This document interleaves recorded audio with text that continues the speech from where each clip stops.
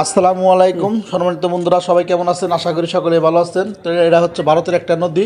তো এই নদীর নাম হচ্ছে বোগাই নদী। এই নদীটা হচ্ছে নানিতাবাড়ি এলাকায়, এই এলাকার নাম যেখানে আছি এটা হচ্ছে নাফুগাঁও বর্ডারে আর কি, নাফুগাঁও সীমান্ত। তো এই নদীটা ময়মনসিংহ বিভাগ শেরপুর জেলার দিয়ে বয়ে গেছে। তো এটা ভারত থেকে এই নদীতে বেশি বেশি পাথর আসে। সেই পাথরগুলো কিন্তু সংগ্রহ করে এই এলাকার বাইরা সংগ্রহ করে প্রায় 35টা জেলায় তারা সেল দিয়ে থাকে। তো সম্মানিত বন্ধুরা, দাদা কিন্তু চলে এসেছে শ্বশুর বাড়ি।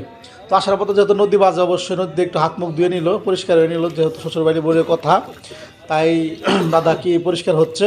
সম্মানিত বন্ধুরা, আর একটা বিষয় আপনাদের সাথে ক্লিয়ার হয়ে, দাদা কিন্তু আমাকে রেখে চুপি চুপি না জানিয়ে চলে এসেছে। তো আপনারা দাদার কী জরিমানা ধরবেন, কী বিচার করবেন, অবশ্যই আমি এরপরে ভিডিও কনফারেন্সের মধ্যে আপনাদের দেখাবো, আপনাদের বিচার দেবো।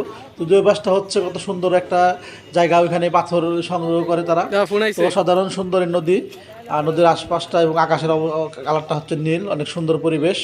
তো প্রিয় বন্ধুরা, অবশ্যই আপনারা লাইক কমেন্ট করবেন যদি আমার ভিডিওটা সম্পূর্ণ দেখে থাকেন। সবাইকে জানাই আমার আত্মার অন্তঃস্থল থেকে ঘোরা ভালোবাসা। কত সুন্দর ব্লক ফেলেছে দেখুন, এই ব্লকগুলো কিন্তু এই নদীর পাথর দিয়ে সংগ্রহ করা। অসাধারণ আসলে আকাশের রংটা কিন্তু অসাধারণ সুন্দর পরিবেশটা। তো সকলে আমাদের পরিবারে যারা যারা সদস্য আছেন সকলকে আবারও জানাই আমার পক্ষ থেকে, দাদার পক্ষ থেকে শুভেচ্ছা। সকলে শুভেচ্ছা গ্রহণ করবেন, সকলে লাইক কমেন্ট করবেন এবং অন্যকে দেখার জন্য সুযোগ করে দিবেন। সকলে ভালো থাকবেন এবং আমাদের জন্য দোয়া করবেন। আজকের মতো বিদায় নিচ্ছি, এখানেই খোদা হাফেজ।